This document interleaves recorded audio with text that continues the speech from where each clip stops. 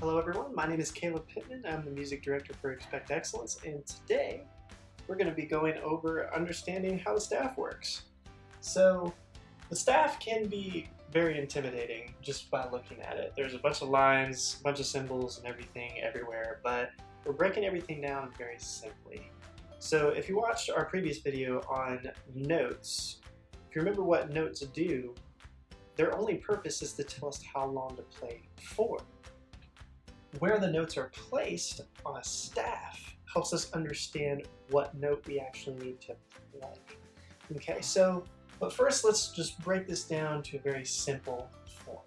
So this entire thing here is called the grand staff. And so an instrument like the piano that has a lot of notes and a lot of keys on it that can play both into the lower register and the higher register is going to play off the grand staff. If you've been in band before, if you play trombone or tuba, one of the low brass, the lower end kind of instruments, generally you're going to read off of what's called the bass clef. If you play a higher instrument, such as a flute, a trumpet, or something like that, you're going to be playing off what's called the treble clef. And so instruments are divided into different registers, whether they're low or high. Okay, so let's once again go back to these. So up top, this fancy looking symbol here, that is called the treble clef, and it has a nickname which is called the G clef. Okay, and so those are for more of your high-end notes kind of on the piano, or your high-end type of instruments. Now on the bottom here we have the bass clef, and its nickname is the F clef. Once again, this is for your lower pitched type of notes on the piano, or your tubas, your trombones, and stuff like that. Okay, so those are what those symbols are. It just represents which clef that you're playing in. Okay, now each one of these lines and spaces has a note name, and it never changes. Okay, so no matter what, if I have a note that is right here on this second space, I know that it's always going to be an A. Okay, so we have a couple phrases that help us remember what the names of everything is. So let's first start with the spaces on the treble clef. So up top, first space is F, then an A, then a C, then an E.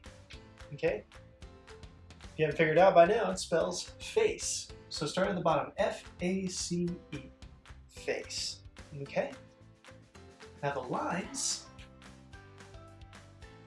E, G, B, D, and F.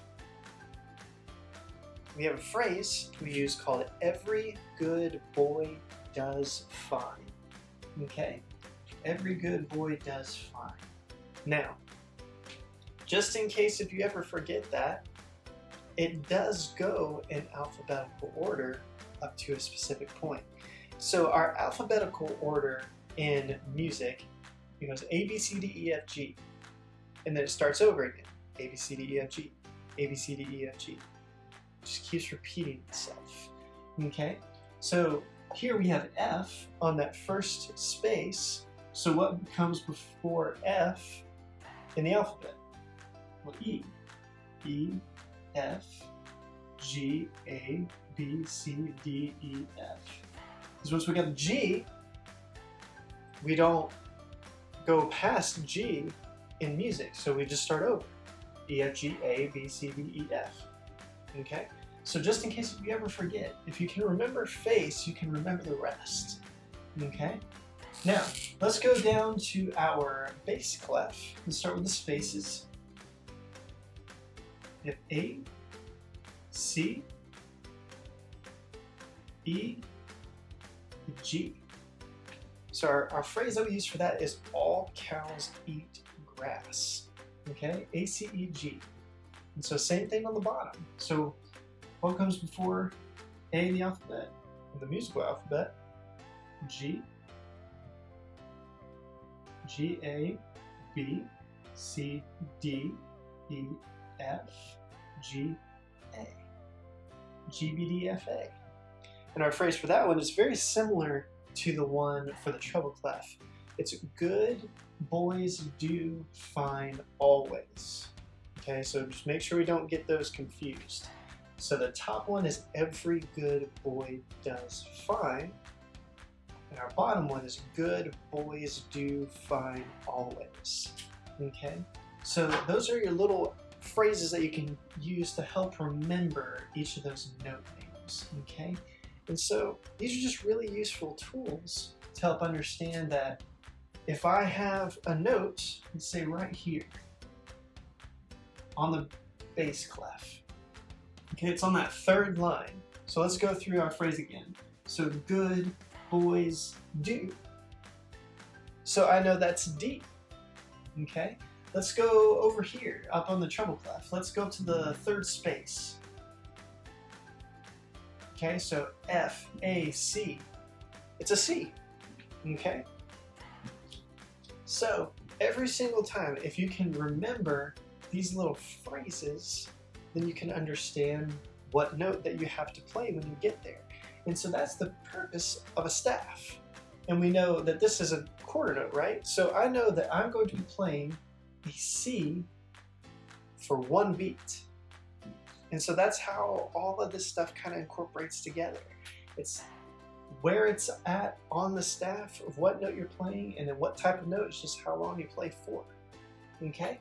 Now, if you're looking at this, and if you've seen a guitar, if you've seen a piano, it's like, well, there's a lot more notes on a piano and a guitar that I could play than just these few right here, right? That is correct. Well, everything that's within here is your very common mid-range kind of register. Especially on a guitar and a piano, you're generally in that space, but you can go outside of it, okay? So there's this space that disconnects the bass clef and the treble clef.